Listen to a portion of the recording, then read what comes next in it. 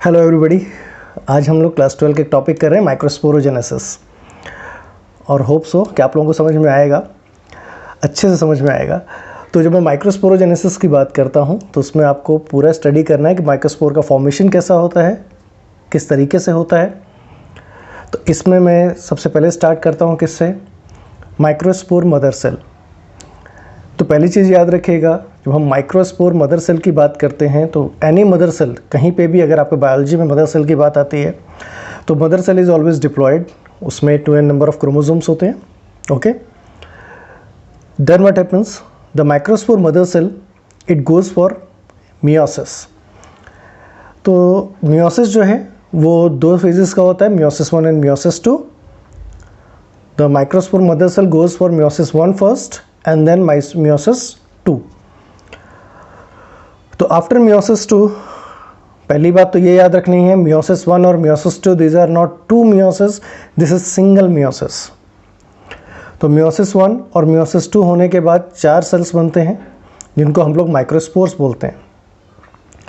Micro word अगर biology में reproduction से रिलेट करते हैं तो it is for male. Okay, micro is for male, fine. तो ऑब्वियस सी बात है, हम इस मेल का स्पोर बनाएंगे, मेल की बात करेंगे। तो जैसे ही आपका मियोसिस 1 कंप्लीट होता है आपके पास 4 माइक्रोस्पोर्स बनते हैं और मियोसिस की खासियत ये होती है कि वो प्लॉइडी हाफ कर देता है। तो 2n will get converted to n, that is haploid. तो you will get 4 haploid microspores, जिसको माइक्रोस्पोर टेट्राड के नाम से भी जाना जाता है। Various type of tetrad are there, वो आप लोग नीट के लिए आगे पढ़ सकते हैं। तो ये जो 4 माइक्रोस्पोर्स होते हैं ये एक साथ जुड़े हुए होते हैं एक टेट्राड के फॉर्म में। देन डिहाइड्रेशन अकर्स, डिहाइड्रेशन होता है, इनके बीच का पानी थोड़ा सा सूख जाता है। डिहाइड्रेशन की वजह से ये चारों अलग हो जाते हैं microspores. The microspores gate segregated.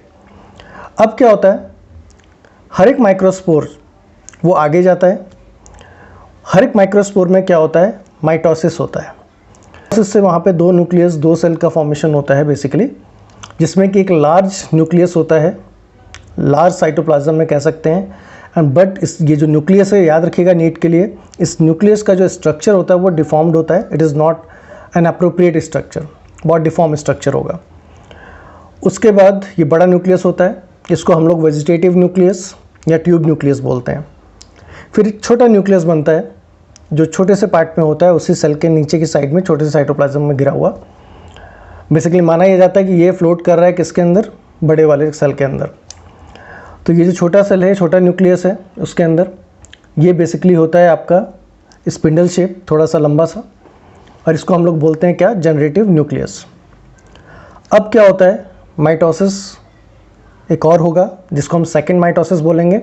याद रखिएगा माइटोसिस के 1-2 कोई फेजेस नहीं होते हैं। तो एक फर्स्ट माइटोसिस हुआ, अब सेकेंड माइटोसिस होगा।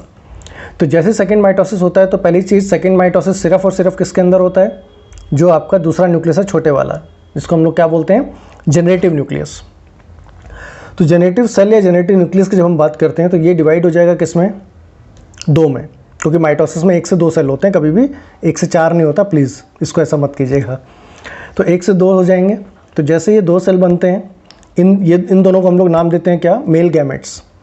तो बेसिकली बड़ा सेल है, जो लार्ज सेल है उसके अंदर क्या है, बेसिकली लार्ज सेल के अंदर आपका जो न्यूक्लियस है, बड़ा न्यूक्लियस, ट्यूब न्यूक्लियस। अब 2 छोटे से क्या बन जाते हैं, मेल गैमेट्स।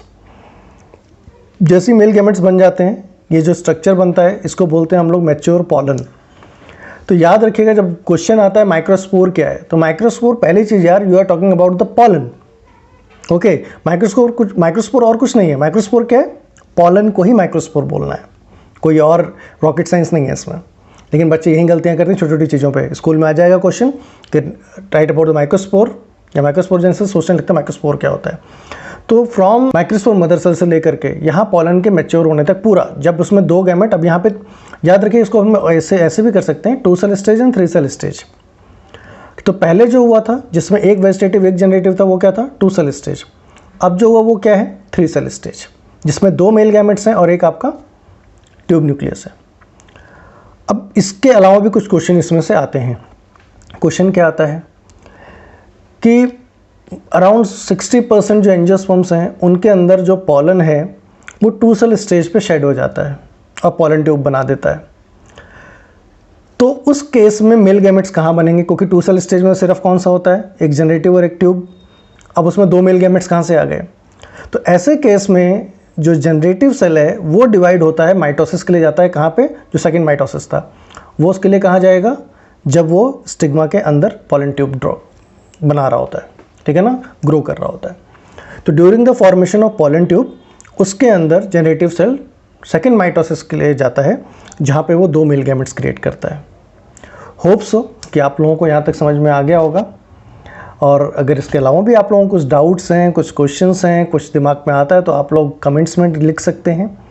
इसके अलावा अगर कोई पूरे चैप्टर्स को पढ़ना चाहते हैं तो online classes are going on for all over India, तो आप लोग उसको भी ज्वाइन कर सकते। Number is just below, you can just note down the number, you can contact on the number. Thanks.